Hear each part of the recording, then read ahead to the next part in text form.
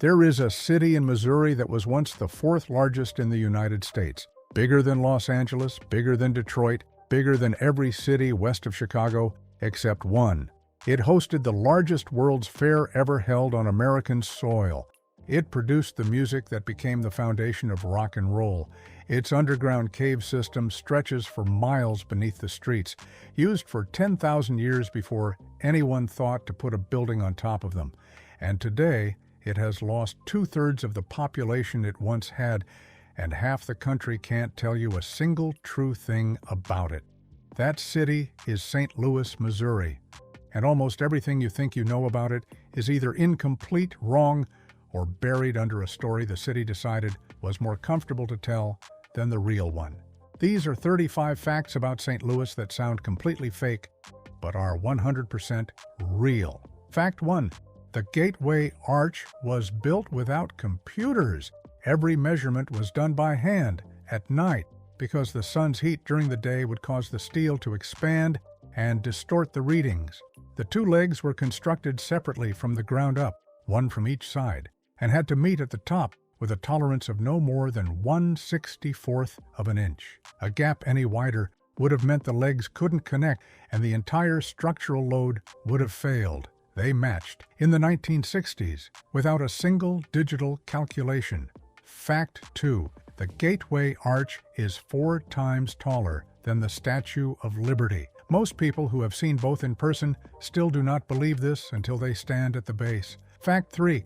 Building the arch required bulldozing 40 square blocks along the riverfront, demolishing 290 businesses and eliminating 5,000 jobs. The workers who held those jobs were never compensated. The bond vote that approved the project was later found to have widespread fraud. The St. Louis Post-Dispatch won a Pulitzer Prize in 1936 for its investigation documenting phony ballots from voters who said they never cast them. The grand jury's request to examine the ballot boxes was denied. The project moved forward. Fact 4. During the arch's construction in 1964, just days after President Johnson signed the Civil Rights Act, a black activist named Percy Green climbed 125 feet up the scaffolding of the north leg to protest the fact that the construction crews building America's monument to westward expansion had hired almost no black workers. He climbed until the foreman shut the job down. Within 2 years, the National Park Service had changed its hiring practices. Subscribe right now. Hit the button and the bell. Fact 5. St. Louis was once the fourth largest city in the United States. Its population peaked at 856,000 people in 1950. Today, the city proper holds fewer than 300,000. It lost two-thirds of its residents in 70 years, one of the most dramatic urban population collapses in American history. Fact 6. The Pruitt-Igoe housing complex, 33 11-story concrete towers housing more than 10,000 people at full occupancy, was designed by Minoru Yamasaki, the same architect who later designed the World Trade Center in New York. It was originally planned as two separate, racially segregated projects. Pruitt for black residents, Igoe for white. By the time it opened in 1954 and 1955, the legal segregation plan had been dropped, but the white residents left anyway. And by the mid-1960s, the complex was almost entirely black. Fact 7. Pruitt-Igoe was demolished beginning in 1972, making it the first major public housing complex in United States history to be torn down. The demolitions were televised. The site today is an urban forest enclosed behind a chain-link fence. Nothing has been built there since. Fact 8. The Delmar Divide is a single street in St. Louis that separates two of the most economically different neighborhoods in America.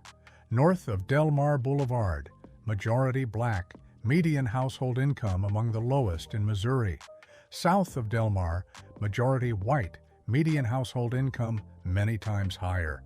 The gap exists across less than 1 lane of asphalt. St. Louis ranks among the 5 most racially segregated major cities in the United States. Fact 9.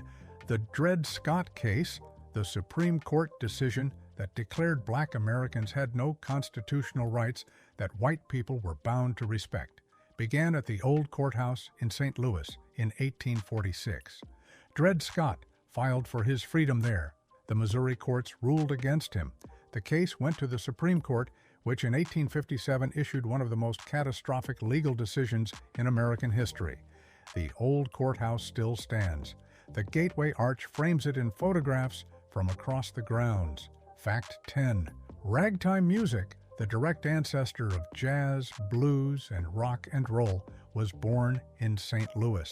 Scott Joplin lived at 2658 Delmar Boulevard and composed some of his most famous works, including The Entertainer, while playing piano at Tom Turpin's Rosebud Cafe on Market Street. Turpin himself was a composer. The Rosebud was the center of a musical movement that rewrote American popular music.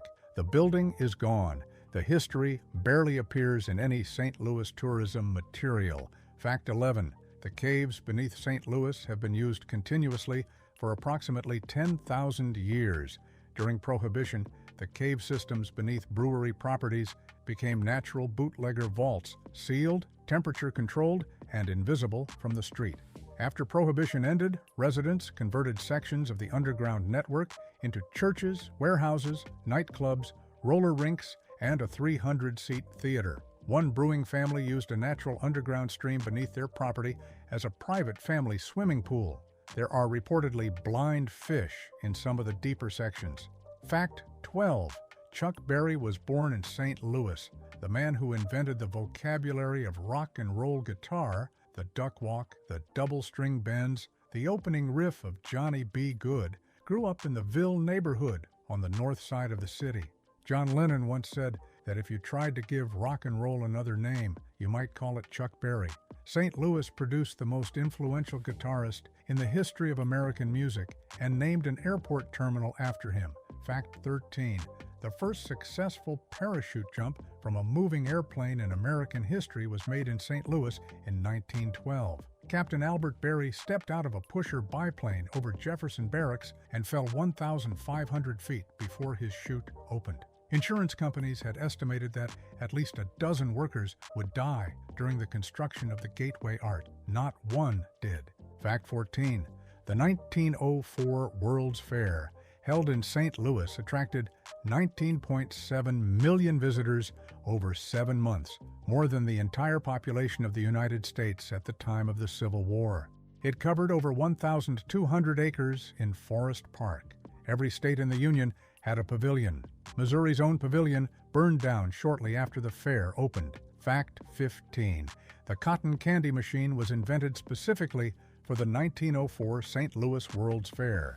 Puffed rice debuted at the fair as well. Dr. Alexander Anderson set up a cannon-like device in the Palace of Agriculture and shot puffed rice into the air over the crowd, while assistants bagged it for sale. That puffed grain technology eventually became Rice Krispies and Cheerios. Fact 16. The Israeli flag, the same design used by the modern State of Israel, was first publicly displayed by the Zionist movement at the 1904 St. Louis World's Fair. Israel would not become a country for another 44 years. Fact 17. A scheduled bullfight at the 1904 World's Fair was shut down by the Missouri governor, who cited anti-bullfighting laws that almost nobody knew were on the books. The crowd rioted and burned the arena to the ground. 2 days later, one of the bullfighters murdered another in a dispute over payment for a fight that never happened. Hit the like button. It tells the algorithm this story is worth sharing. Fact 18. The 1904 World's Fair also hosted the first Olympic Games held on American soil. The Olympics ran simultaneously with the fair, sharing the same grounds. They were so disorganized, events spread over 4 months, most international athletes unable to travel across the ocean, that the modern Olympics nearly died there. The marathon featured a competitor who was later disqualified for riding part of the course in a car, a runner who was doped with strychnine and rat poison by his handler who thought it would improve performance, and a Cuban postal worker named Felix Carvajal who stopped mid-race to eat apples from an orchard and finished 4th. Fact 19. St. Louis Union Station, opened in 1894, was the largest and busiest train station on Earth for decades. At its peak, More than 100,000 passengers pass through every single day. It is now a hotel, aquarium, and entertainment complex. The main hall is intact and still one of the most architecturally striking interior spaces in Missouri. Fact 20. The Cathedral Basilica of St. Louis contains the largest mosaic collection in the world. Over 41 million individual pieces of glass were used in its construction. The mosaics cover 83,000 square feet of interior surface. The building took 87 years to complete, from the laying of the cornerstone in 1907 to the installation of the final mosaic in 1988. It was still being finished when the Berlin Wall fell. Fact 21. St. Louis has more free major tourist attractions than any American city except Washington, D.C. The St. Louis Zoo, the St. Louis Art Museum, the Missouri History Museum, the St. Louis Science Center, all free. This was not accidental.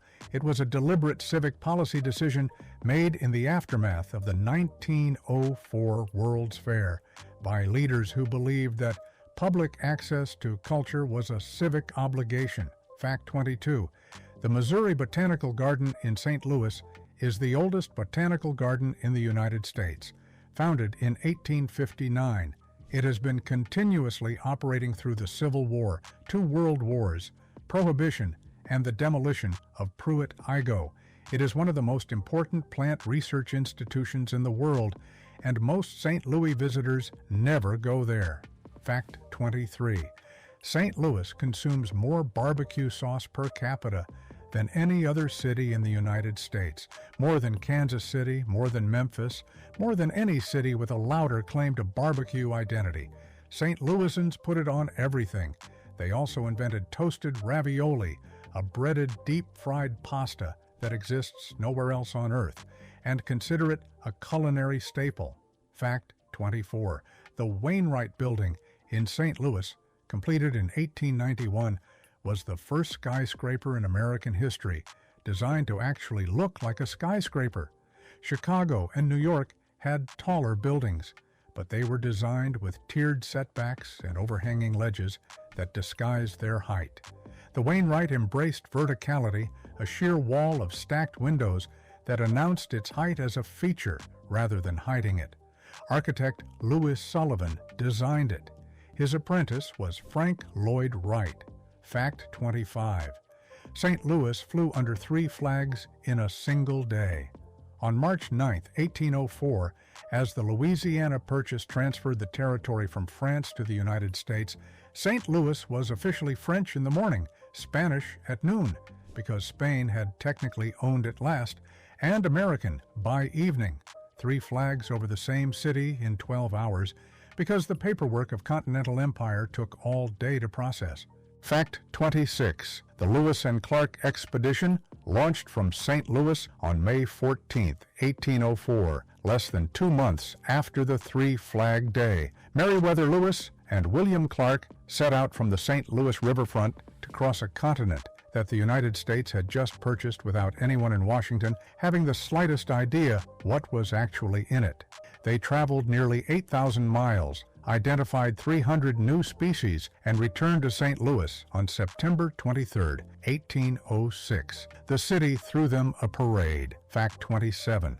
The first kindergarten in the United States was established in St. Louis in 1873 by Susan Blow, who modeled it on the German educational system she had studied in Europe. Within a decade, the St. Louis public school system had opened 53 kindergartens. The concept spread from St. Louis across the country. Fact 28. The Anheuser-Busch brewery in St. Louis is the largest beer-producing facility in the United States. It was founded by German immigrants Eberhard Anheuser and Adolphus Busch in the 1860s. At the height of the St. Louis brewing industry in the early 20th century, the city had over 40 operating breweries, more than any other American city. Prohibition destroyed most of them. Anheuser-Busch survived by pivoting to yeast, corn syrup, and a soft drink called Bevo. Fact 29. The 1904 World's Fair included a section that would be considered one of the most disturbing exhibitions in American history by any modern standard. Thousands of indigenous people from the Philippines, Japan, Patagonia, and Africa. including a Congolese man named Otabenga, were placed on display as living exhibits for fairgoers to observe. This was presented as anthropology and education. Otabenga was later exhibited at the Bronx Zoo in New York in a cage with an orangutan. He died in 1916. Fact 30. Shelley versus Kramer, the 1948 Supreme Court case that declared racial housing covenants unenforceable across the entire United States, originated in St. Louis. J.D. Shelley, a black man, purchased a house at 4600 Labadie Avenue. The white neighbors sued to enforce a covenant that prohibited black homeowners on the block. The case went to the Supreme Court, which ruled that government enforcement of private racial covenants violated the 14th Amendment.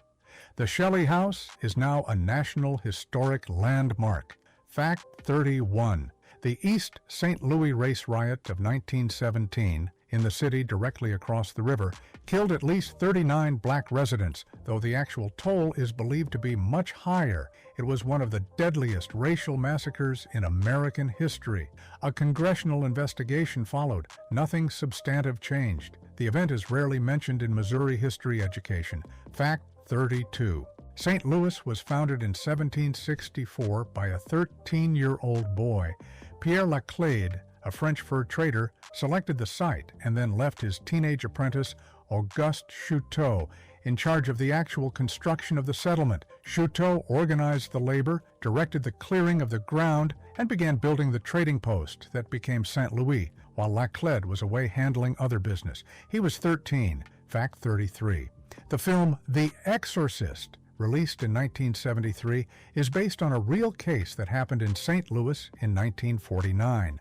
A 14-year-old boy whose identity has been kept secret began displaying what multiple witnesses, including Jesuit priests, described as physical impossibilities: objects moving without explanation, the bed shaking, marks appearing on his skin.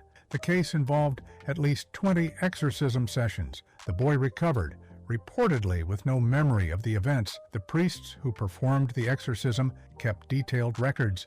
Those records became the basis of William Peter Blatty's novel, and then the film.